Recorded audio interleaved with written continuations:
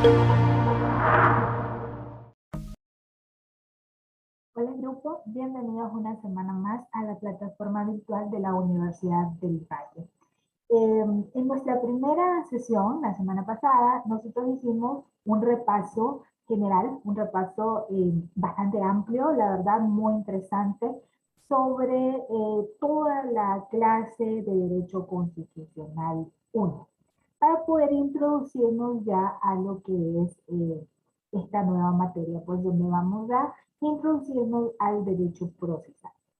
Y precisamente en esta sesión número 2, nosotros vamos a empezar a hablar ya de lo que es el derecho procesal. Entonces, podemos básicamente resumir al derecho procesal como una disciplina jurídica precisamente de carácter y de naturaleza procesal, cuyo fin primordial es precisamente el de garantizar a través de todo ese proceso, de todo ese procedimiento, la supremacía de la Constitución y todos los derechos que están contenidos en la ¿verdad?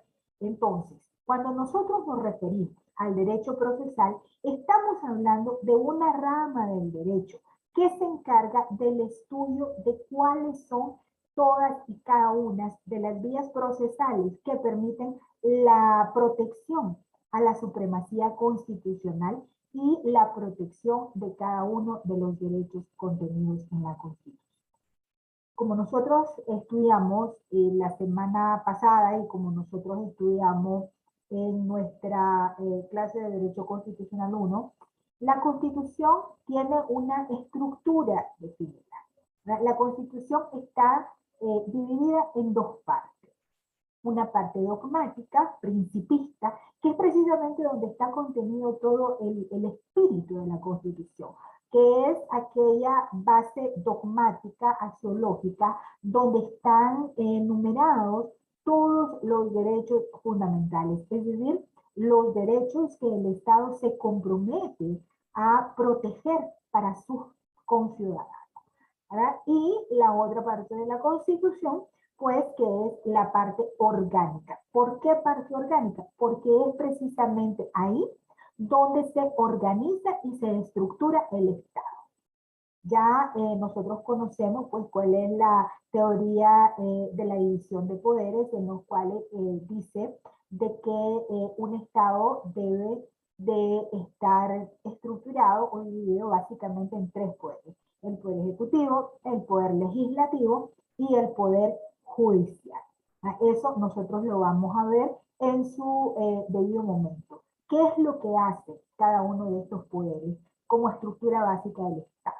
Aquí en Nicaragua nosotros tenemos una particularidad que ya ustedes la conocen, y es el hecho de que el poder electoral, ¿verdad? Es decir, todo lo que es la estructura que vela por los derechos electorales, se constituye como un poder del Estado. O sea, acá tenemos cuatro poderes fundamentales debidamente estructurados y organizados a través de la norma constitucional. Es decir, la misma norma es la que organiza al Estado de esta manera.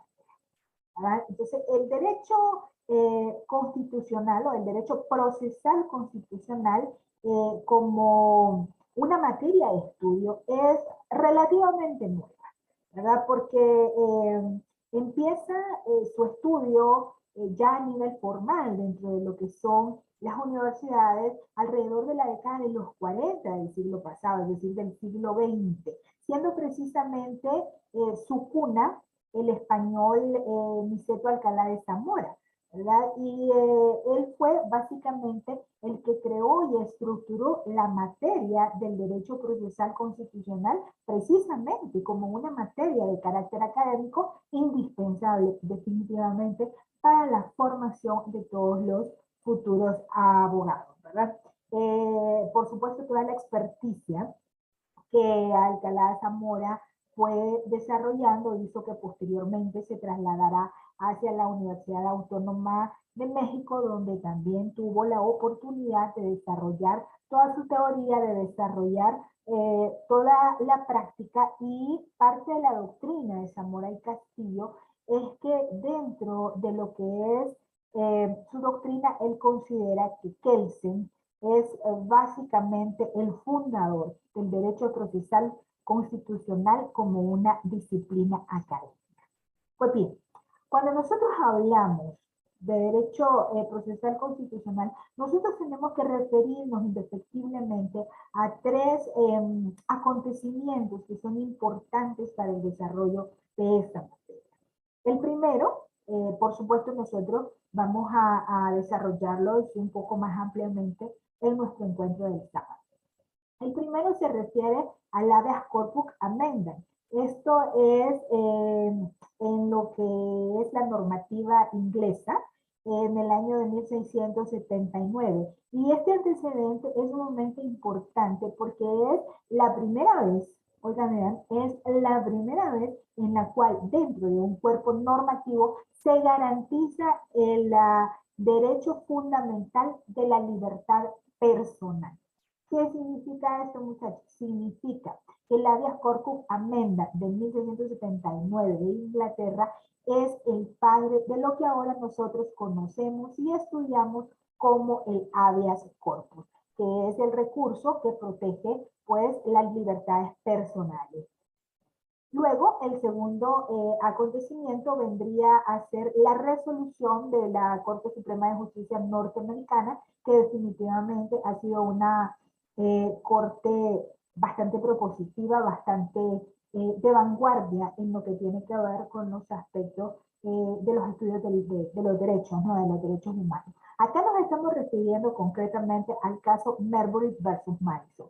Les repito, en nuestro encuentro del sábado vamos a tener la oportunidad de poder hablar un poquitito más de este caso y además dentro de lo que es su material de estudio, ustedes tienen ahí un pequeño video complementario en el cual se les explica cuáles fueron, bueno, cuál fue todo el proceso que llevó este caso Marbury versus Madison, cuál fue el resultado de la sentencia y a raíz del resultado de esta sentencia, cuál fue la evolución del derecho procesal que tuvo pues a raíz de eso.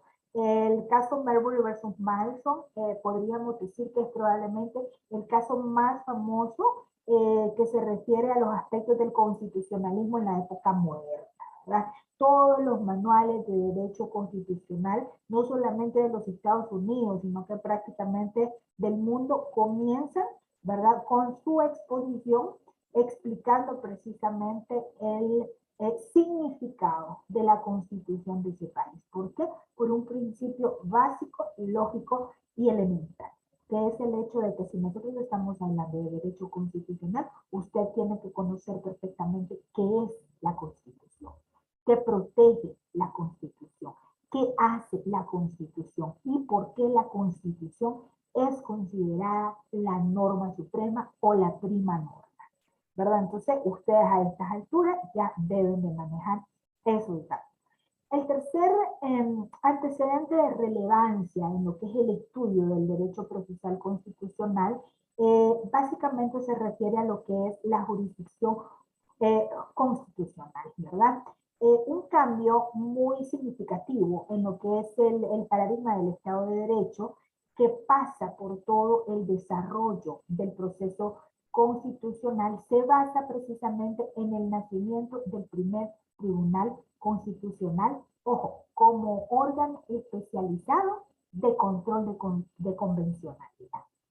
Ustedes ya tuvieron que haber hablado de control de convencionalidad, por lo menos a grandes rasgos en Constitucional 1, pero si no, igual nosotros vamos a hablar más adelante, mucho más adelante, varias semanas después, sobre lo que es el control de convencionalidad y cómo pues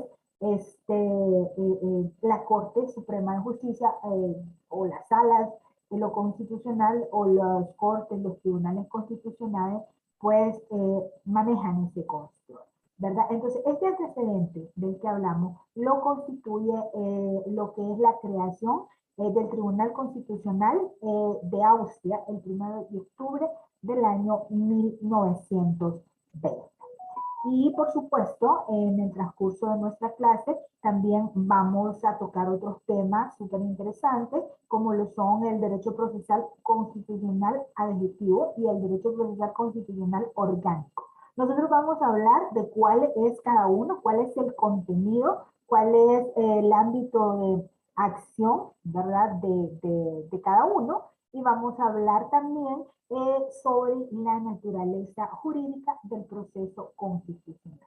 Por hoy nos quedamos acá en este video y las recomendaciones de toda la semana. Por favor, revisen todo su material. Si tienen las facilidades, descárguenlo y guárdenlo como parte de su archivo personal, que les aseguro que tarde o temprano va a ser de mucho uso para ustedes en su vida profesional.